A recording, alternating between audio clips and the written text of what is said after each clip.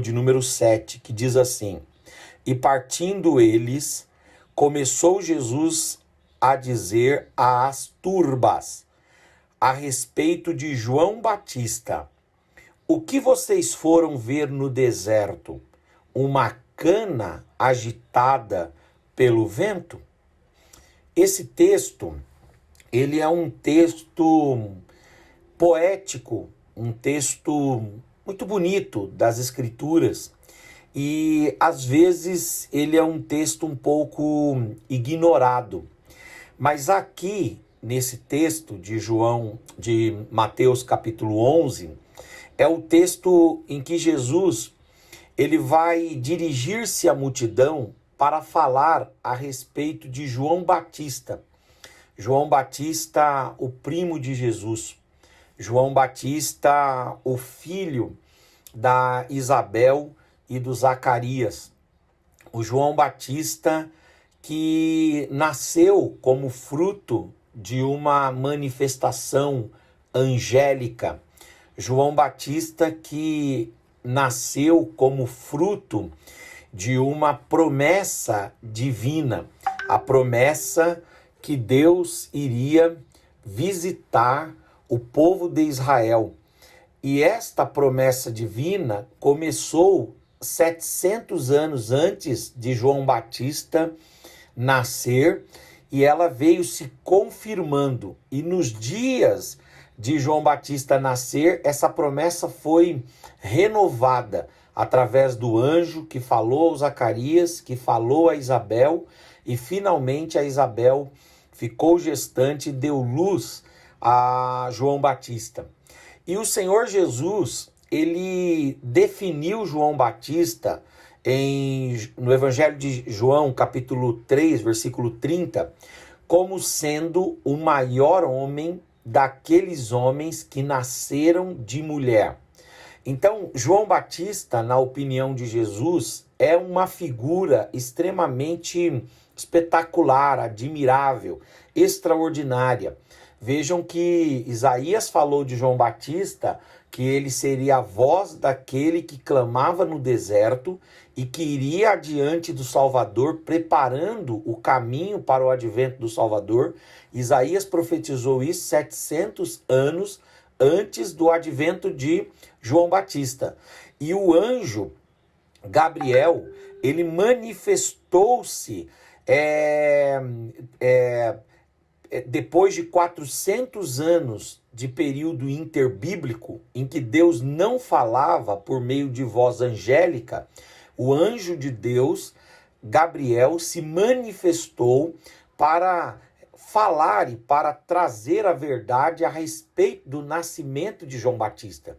João Batista foi criado num ambiente, numa cultura, numa atmosfera sacerdotal, conheceu a lei mosaica, conheceu as leis dos levitas, conheceu o decálogo, conheceu as 613 leis esparsas, se preparou para o ministério sacerdotal. João Batista foi criado no deserto. A palavra de Deus diz que ele foi criado dentro de uma comunidade, a comunidade dos essênios.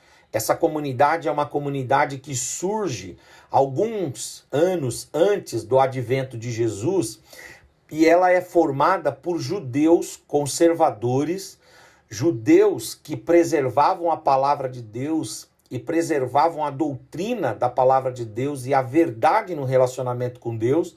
E para que nada maculasse esse relacionamento com Deus, esses judeus acabaram se afastando da vida em comum, acabaram se afastando da comunidade, e esses judeus foram morar nos desertos, foram morar nas cavernas, e ali eles fundaram a comunidade dos essênios, a comunidade dos consagrados, a comunidade dos puritanos, a comunidade dos eremitas, de homens que viviam nas cavernas para manter uma vida de pureza e de santidade ao Senhor. Quando Zacarias e Isabel se aposentaram, foram jubilados no ministério sacerdotal, Zacarias e Isabel foram morar nas montanhas, e lá nas montanhas lá nas cavernas das montanhas do deserto, eles criaram João Batista. João Batista era um indivíduo excêntrico que utilizava-se de uma roupa excêntrica. A Bíblia fala da sua pele de camelo que ele utilizava-se.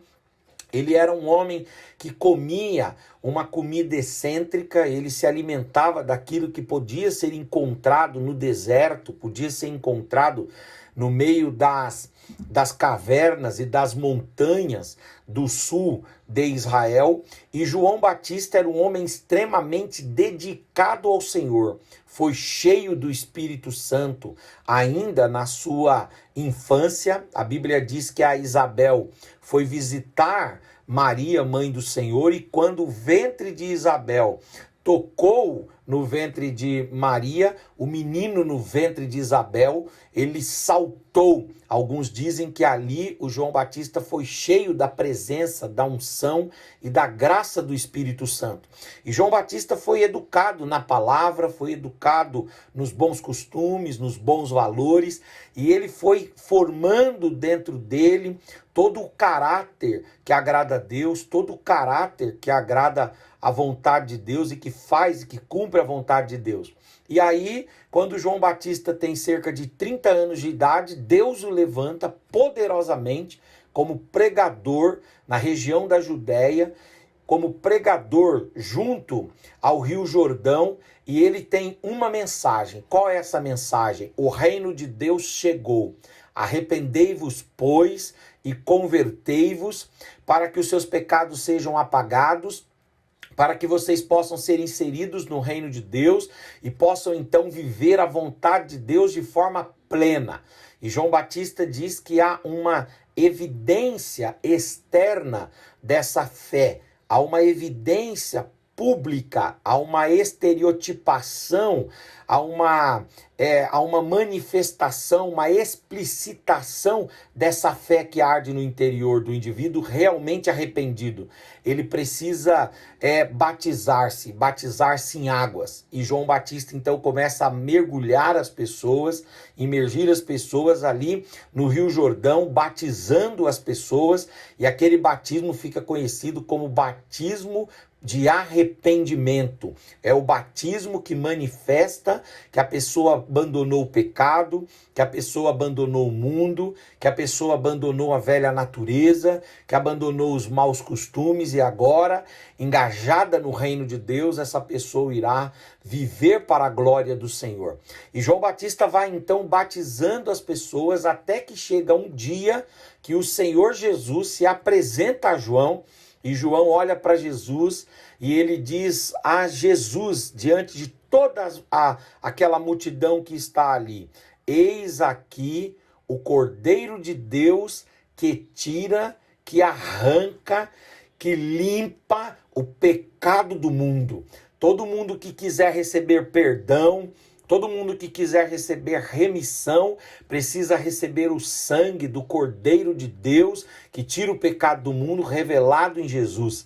E depois disso, João Batista se ajoelha aos pés de Jesus, reconhecendo o seu senhorio, reconhecendo a sua divindade, reconhecendo a sua messianidade, reconhecendo o seu poder e a sua autoridade. E João Batista então se submete a Jesus e diz: olha, eu não sou digno de batizá-lo, pelo contrário, eu não sou digno nem de tocar em suas sandálias. Mas o Senhor diz: olha, para que se cumpra toda a Escritura, é necessário que você me batize. Então João Batista batiza Jesus, e quando Jesus sai da água, Jesus é cheio do Espírito Santo, e ele então vai para o deserto, e a partir daí Jesus começa o seu ministério.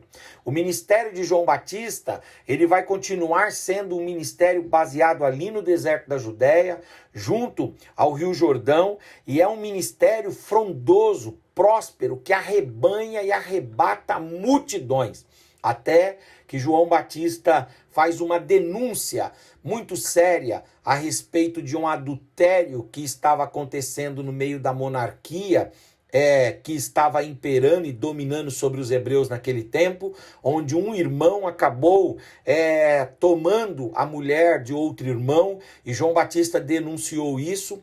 Como fruto dessa denúncia, como fruto desse enfrentamento ao pecado, Como fruto desta não aceitação da imoralidade e da injustiça, João Batista foi condenado à prisão e, estando na prisão, no período de festa, de comemorações a respeito do aniversário de Herodes, João Batista foi degolado, foi decapitado e a sua cabeça foi oferecida numa bandeja. Ele morreu, ele foi sepultado, mas a voz dele, o ministério dele, a vocação dele continuou se estendendo.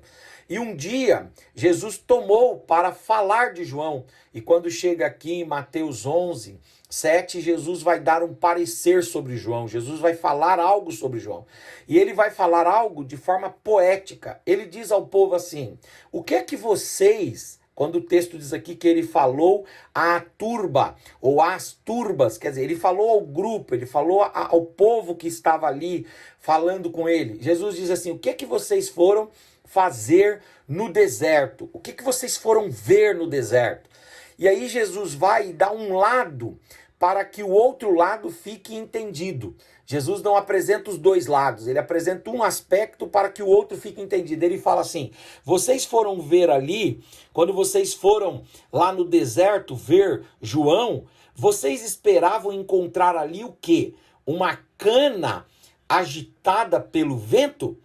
Foi isso que vocês foram ver ali?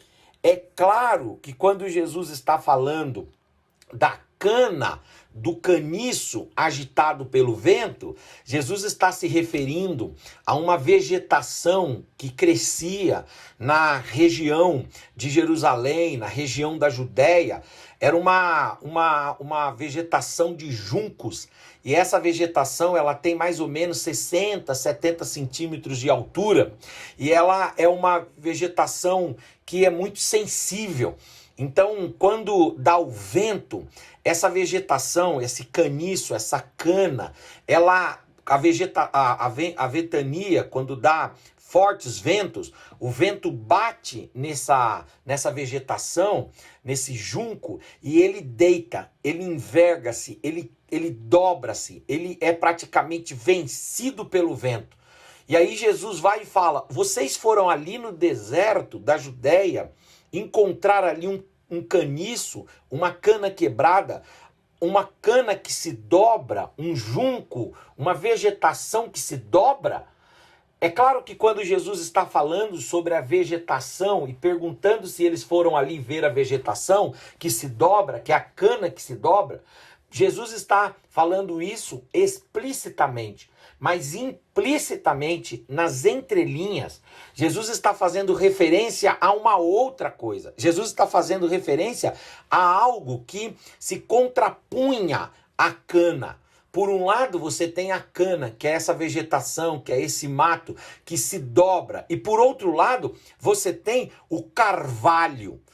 Você tem o carvalho, que é uma árvore milenar. Você tem o carvalho, que é uma árvore que tem as suas raízes extremamente bem aprofundadas, que tem o caule extremamente forte, robusto, resistente, e que o vento bate contra o carvalho, mas não consegue mover o carvalho de lugar, não consegue arrancar o carvalho do lugar, não consegue mover, não consegue inclinar o carvalho, não consegue tirá-lo dali. E aí Jesus então está perguntando para aquele povo que está diante dele: ora, vocês foram lá no deserto e vocês foram ver o que no deserto? Que perfil de vegetação, que perfil de produto agrícola vocês encontraram lá? Que tipo de imagem vocês podem desenvolver de João? Que João era um caniço, uma vara fraca, uma vara sensível que se dobrava diante de qualquer vento? Ou vocês foram lá e encontraram ali não um homem que se dobra, não um homem que cai, não um homem que reclina, mas encontraram ali um carvalho, encontraram ali alguém firme, encontraram ali alguém que tinha suas raízes bem fincadas e firmadas em Deus.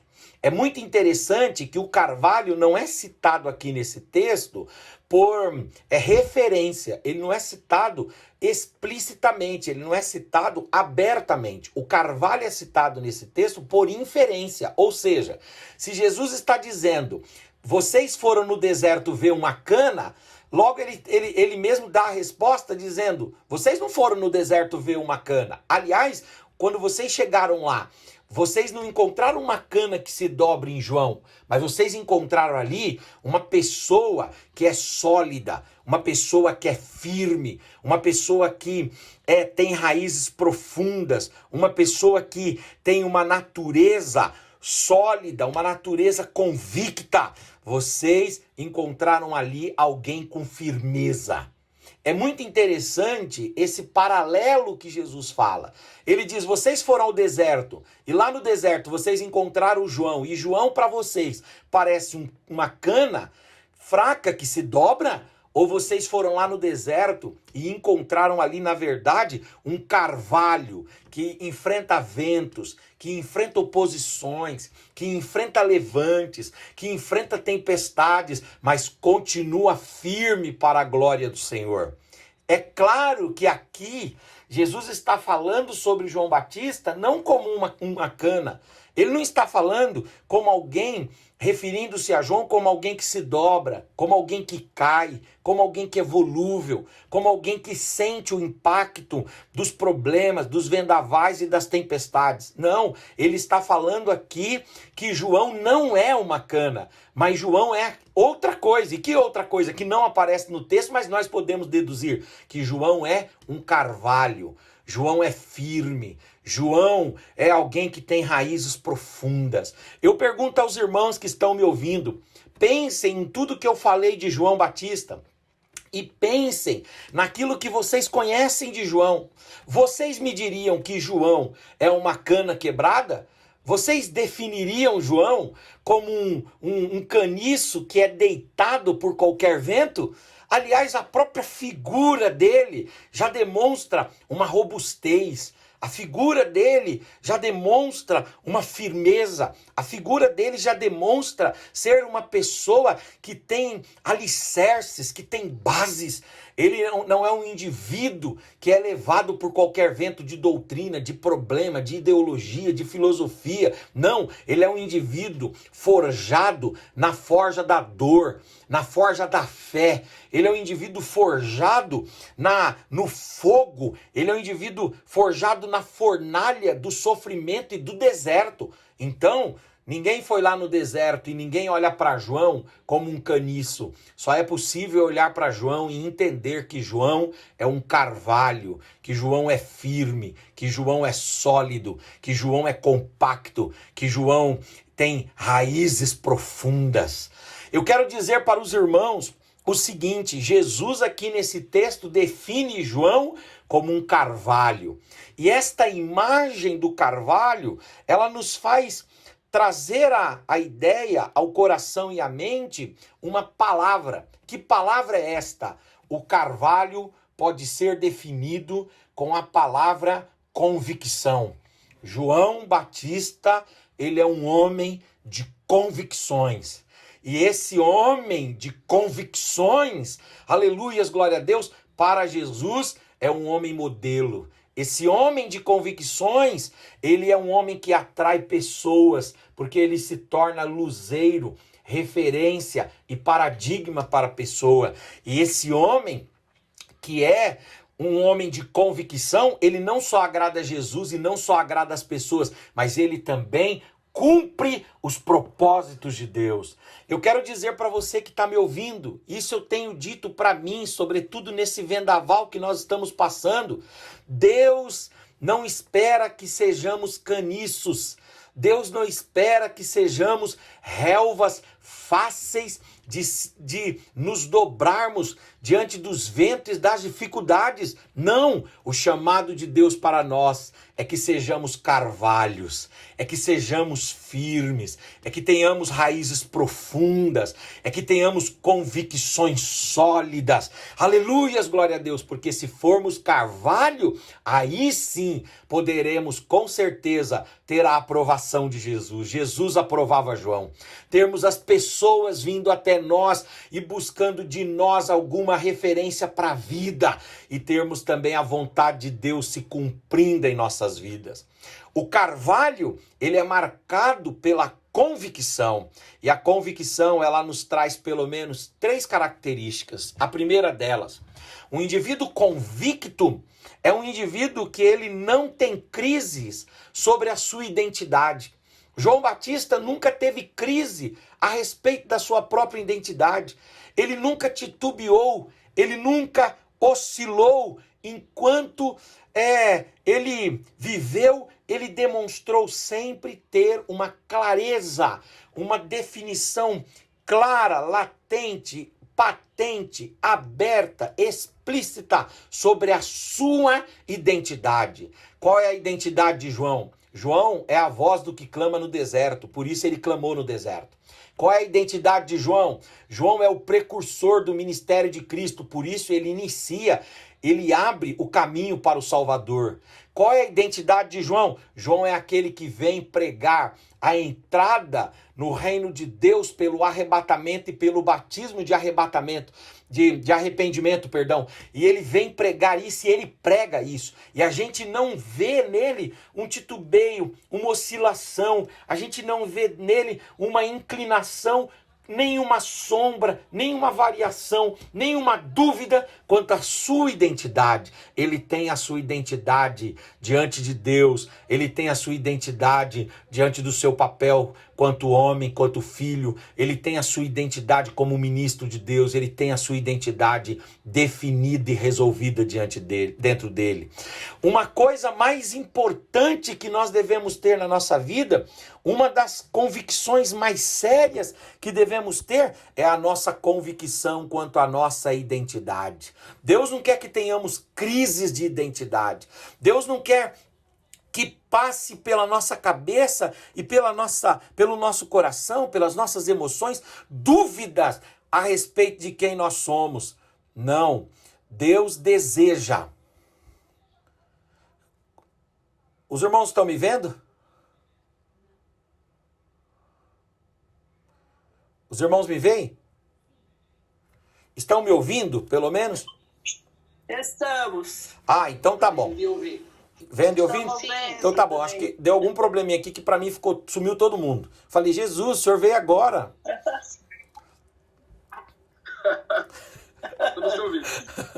Então tá bom. Então, Deus não deseja que sejamos pessoas que têm crise quanto à identidade. E qual é a identidade que nós temos, meus irmãos? Qual é a identidade que você tem como servo de Deus, como filho de Deus? A identidade que você tem é a identidade de salvo, é a identidade de perdoado, é a identidade de redimido, é a identidade de reconciliado com o Senhor. O seu nome está escrito no livro da vida. O Espírito Santo de Deus te selou para o dia da redenção. Há da parte de Deus comprometimento com você, com a sua família, com a sua alma, não apenas nessa terra, mas por toda a eternidade. Por isso, não permita que nada faça você duvidar da sua identidade. Às vezes, Satanás e seus demônios vêm para nos para nos demover da nossa identidade como crentes em Deus, mas nós não podemos permitir isso. Às vezes, as aflições e as angústias e as dificuldades nos vêm para nos demover das nossas convicções quanto à nossa identidade em Deus, mas nós não podemos permitir que nada abale a nossa identidade em Deus. Não é a nossa identidade aqui como cidadãos brasileiros, não é a nossa identidade aqui, que é o número do nosso RG. Não, eu estou falando da nossa identidade em Deus. Quem somos diante de Deus? Diante de Deus somos salvos, somos perdoados, perdoados, somos reconciliados, somos selados pelo Espírito Santo de Deus. Diante de Deus somos filhos de Deus. Diante de Deus temos os nossos nomes inscritos no livro da vida, e diante de Deus nós somos tabernáculos, morada e habitação do Senhor. Aleluias, glória a Deus, que nada arranque de nós essa convicção. Eu estava pensando, a respeito de uma figura no Antigo Testamento que Deus ensina para ele a respeito da sua identidade. Essa figura é o Elias. E eu quero que você observe esse detalhe no texto. Diz que o Elias, ele venceu lá os profetas de Baal e de Azerá. E depois disso, ele foi ameaçado por Jezabel que ele iria morrer. E aí o Elias, depois de ter feito aquele sucesso maravilhoso, tomou ciência da ameaça de Jezabel, ele ficou com tanto medo que ele fugiu. E na fuga, ele ficou, enquanto estava fugindo, ele ficou sendo sustentado de forma paupérrima. Ele ficou sendo sustentado de forma a Deus preservar apenas o fio de vida dele. Preste atenção. Quando ele foi para a casa da viúva de Serepta, aliás, quando ele foi primeiro para o ribeiro de Queirite, a Bíblia diz que lá no ribeiro de Queirite, Deus mandava os corvos trazer para ele comida. Os irmãos imaginam que a comida que os corvos traziam era uma picanha, era uma costela, era um cupim bem assado ao ponto? Não. Com certeza, a comida que os corvos traziam era comida que podia ser que era o restolho de alguém, podia ser que fosse o sobejo de alguma coisa, mas Deus, por meio disso, dava a sua provisão ao profeta. Depois ele foi para a casa da viúva de Serepta. E lá na casa da viúva de Serepta, ele precisa realizar um milagre, que é o milagre de dizer que não vai faltar farinha na panela e nem óleo na botija. E ali ela começa a cozinhar de forma extremamente precária, simples, elementar, só tendo praticamente o pão diário para comer, e ele é sustentado ali.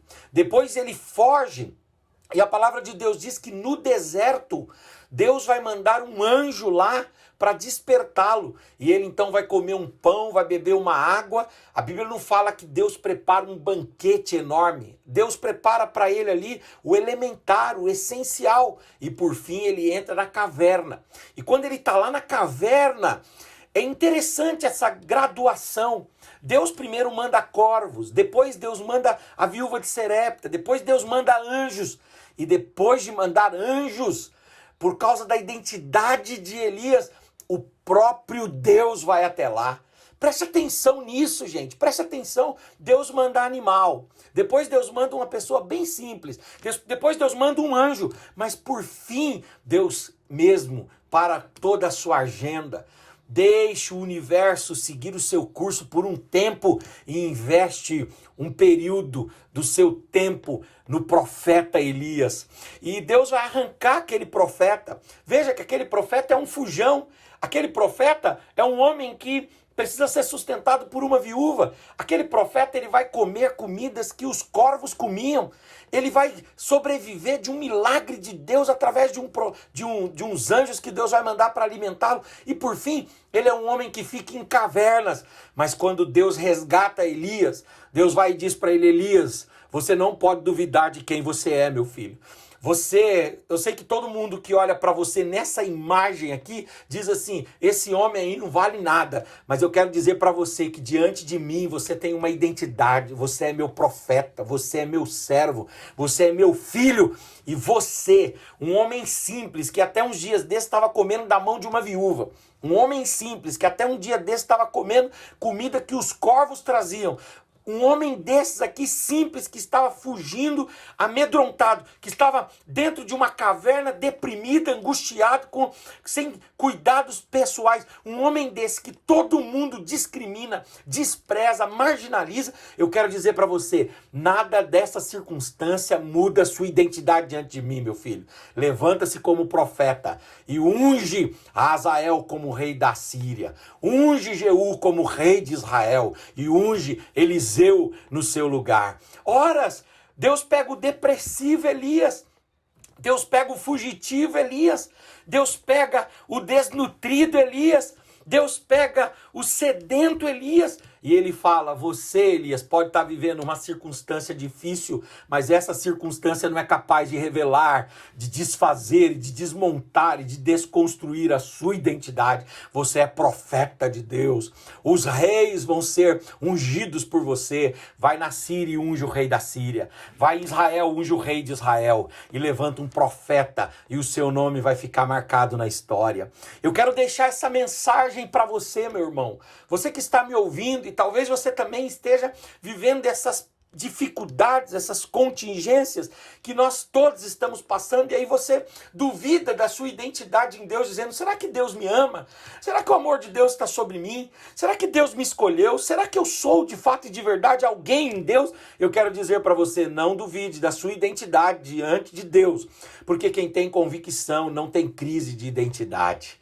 Que Deus nos dê essa convicção, que Deus nos dê essa firmeza, que Deus nos dê essa solidez, que Deus nos dê esse rochedo forte, que Deus nos dê essa quietude na alma, essa certeza inabalável. Não importa o que aconteça, não interessa os levantes que venham, eu sou filho de Deus, o amor de Deus está sobre mim, a graça de Deus me envolve, o Espírito de Deus me envolve, eu fui selado pelo Espírito Santo, a minha eternidade já está garantida em Cristo Jesus, eu sou um servo de Deus que estou aqui para cumprir os desígnios e propósitos de Deus, e de algum modo Deus vai trabalhar na minha vida e nas circunstâncias da minha vida para louvar o seu nome.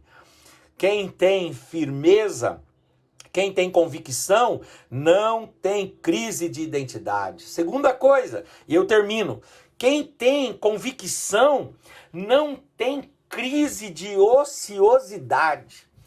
É interessante que você não vai encontrar o João Batista inativo. Você não vai encontrar o João Batista descomprometido.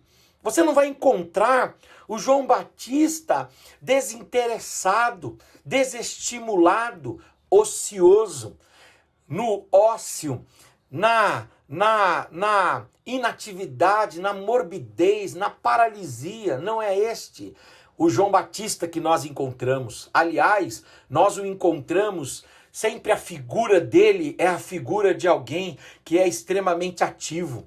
Nós o encontramos ativo, indo com o seu pai, indo com a sua mãe para o deserto. Nós o encontramos ativo no deserto, que uma pessoa tem que, todos os dias, trabalhar e providenciar o que vai comer. Aliás, a Bíblia fala que ele comia mel silvestre, ele comia gafanhotos. E eu vou dizer uma coisa para os irmãos, isso aí você tem que caçar, isso aí você tem que pegar todo dia, não vem na sua mão não. Você tem que enfrentar as abelhas para você comer mel. Você tem que enfrentar um enxame de gafanhotos para você conseguir pegar gafanhotos. Você tem que ter trabalho. Depois ele cresce, ele começa o ministério dele, e o ministério dele é de trabalho, é de colocar as pessoas no Rio Jordão e retirar as pessoas. E quando ele não está fazendo esse movimento aqui, de baixar pessoas e levantar pessoas, no ministério do Belém, a gente vê sempre os pastores setoriais batizando. Então eu, particularmente do Ministério do Belém, eu nunca tive a oportunidade de batizar, de entrar no tanque batismal e batizar ninguém. Mas eu congreguei em outros ministérios que davam oportunidade aos pastores, não só aos pastores presidentes e vice-presidentes, e nem setoriais ou regionais, mas outros pastores podiam batizar. E eu tive a oportunidade de fazer batismos. Então, às vezes eu sou convidado a pregar em algum batismo, e quando o pastor vai ver que eu estou lá, até por um constrangimento, ele fala, entra aqui, Henrique, na água também, me ajuda a batizar. E eu vou dizer uma coisa, se você pega um irmão magrinho para você fazer esse movimento aqui, é bem tranquilo. Agora, se você pega um irmão grande igual o Wesley, gordo igual eu, você vai ter dificuldade de batizar. Descer, todo mundo desce, mas na hora de subir é muito exaustivo. É cansativo, requer uma energia, uma vitalidade muito grande, e ele vai fazendo esse movimento. Ele é um indivíduo ativo, ele é um indivíduo ativo para o pão, ele é um indivíduo ativo para a água, ele é um indivíduo ativo para o trabalho braçal, e ele é um indivíduo ativo na sua intelectualidade. escutem a voz de João Batista por meio dos pequenos trechos que a Bíblia fala da sua pregação e veja se você encontra ali um homem que está enfadado com o próprio discurso ou um homem que está incendiado com o próprio discurso. Ele mesmo, numa das mensagens dele, ele diz: quem vos ensinou a fugir da ira vindoura?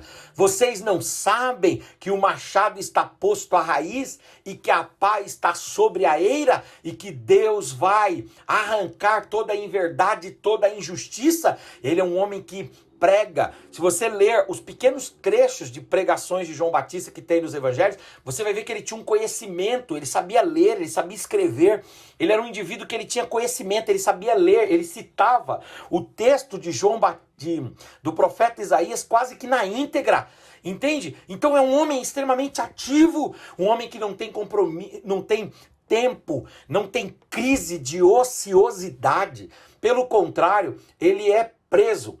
E quando ele é preso, ele não cala a sua voz.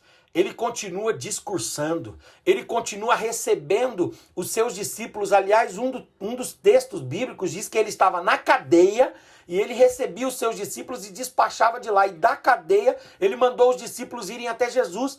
Era um homem que mesmo preso, continuava recebendo gente, continuava interagindo, continuava fazendo. Sabe quando a voz dele calou? O dia que o degolaram. Aí ele cessou a sua obra nessa terra e continuou nas mansões celestiais.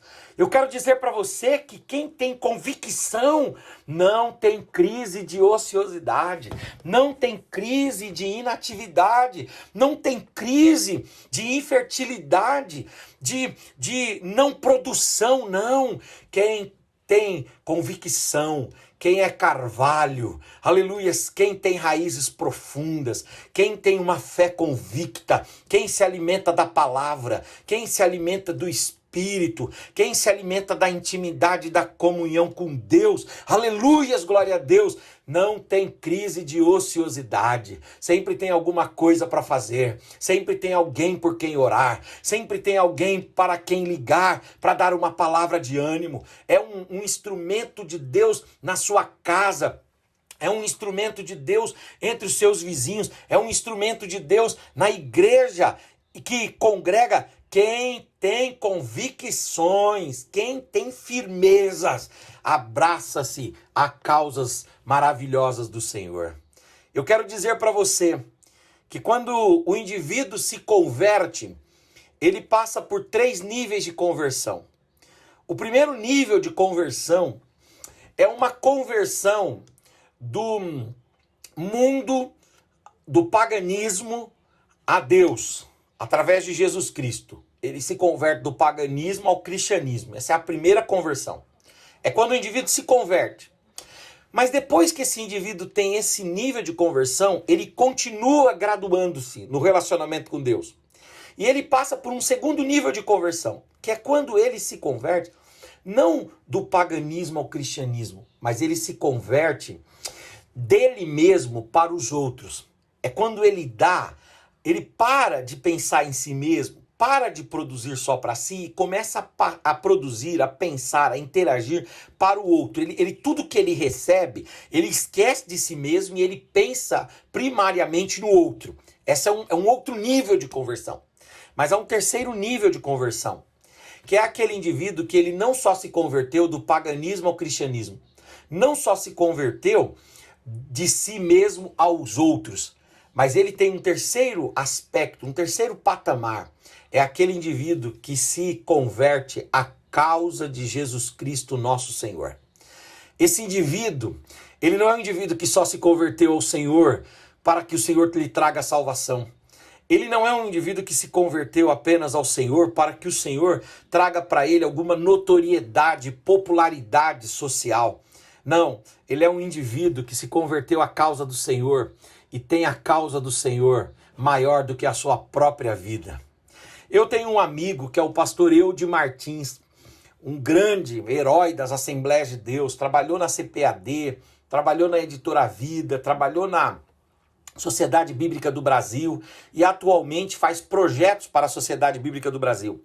E ele conta uma história muito interessante relacionada ao Orlando Boyer. Diz que o Orlando Boyer, que escreveu aquele livro Heróis da Fé, Espada Cortante, Orlando Boyer escreveu aquele pequena enciclopédia bíblica, pequeno dicionário bíblico. Diz que o Orlando Boyer, ele foi embora para os Estados Unidos, e lá nos Estados Unidos, ele estava com a esposa dele lá, e ele sempre deu aula enquanto esteve aqui no Brasil, e lá ele ficou escrevendo e tal, e queria dar aula e trabalhar no reino de Deus, mas estava impedido por conta das dificuldades dele. Ele já muito velhinho, a igreja, a missão, mandou ele para lá, para uma casa de repouso, de idosos, e ele estava com a esposa dele lá.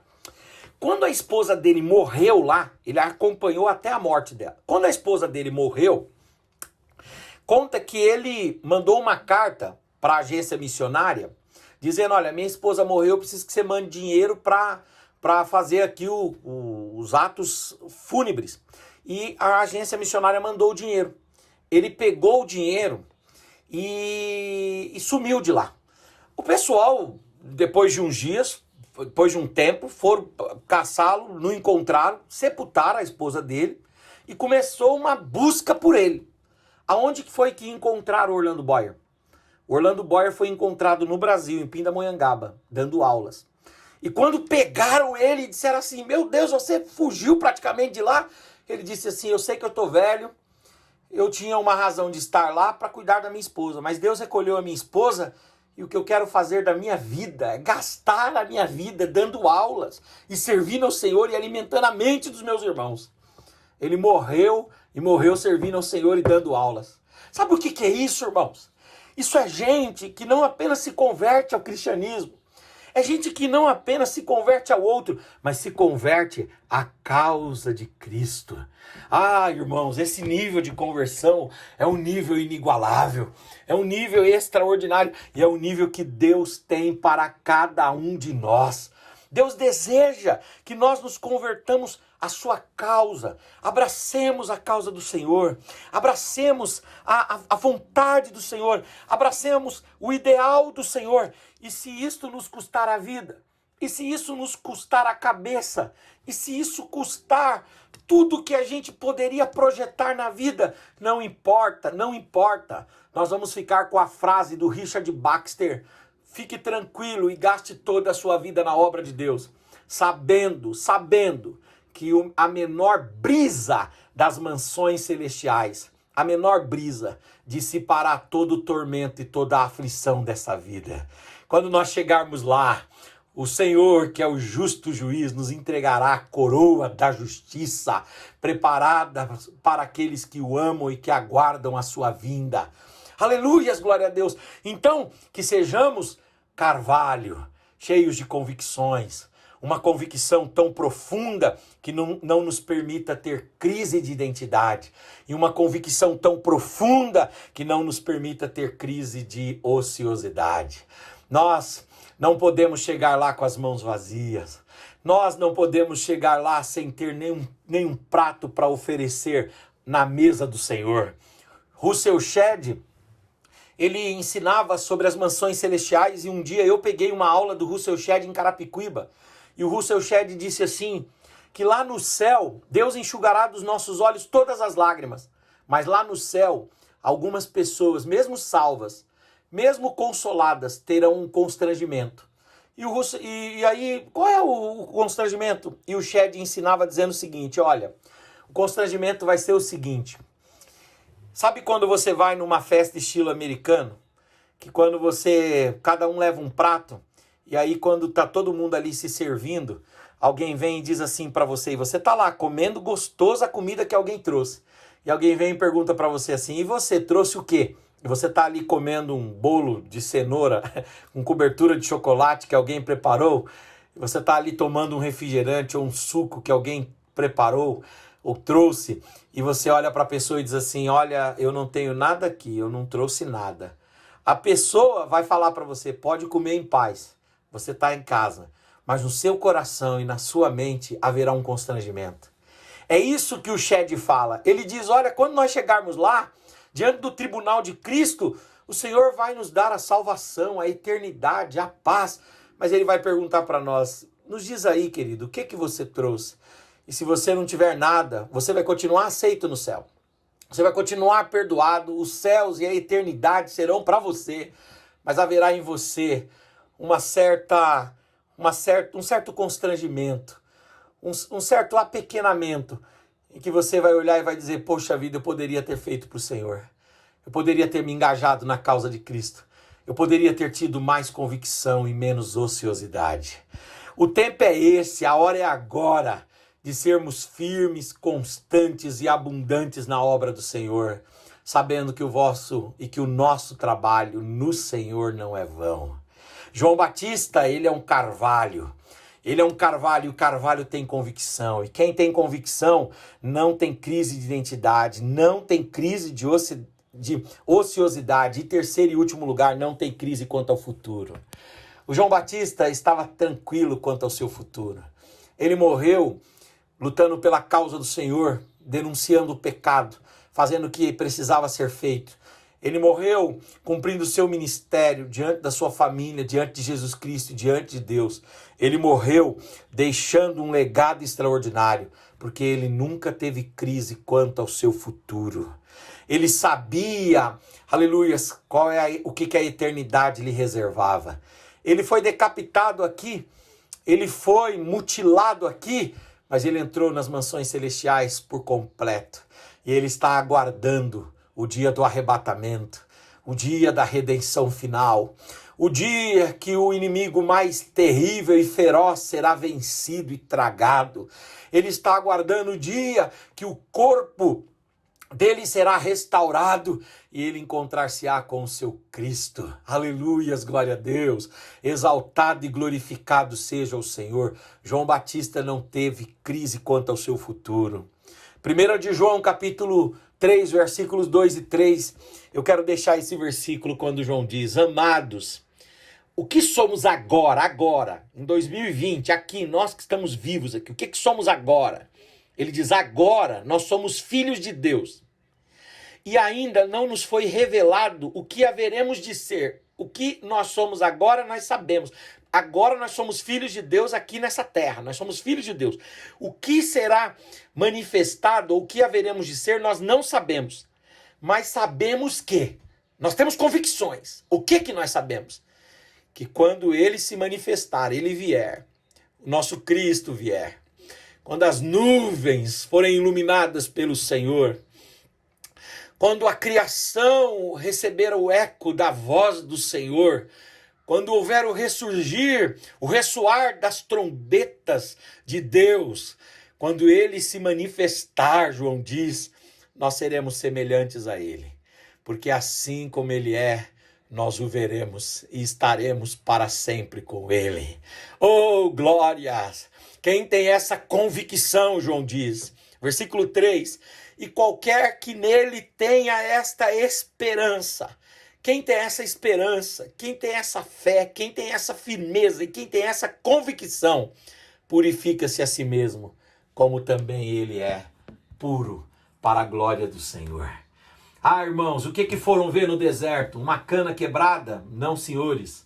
Foram encontrar ali um carvalho. O que vem em nós? Canas quebradas? Canas volúveis? Relvas fáceis de serem manejadas? Não.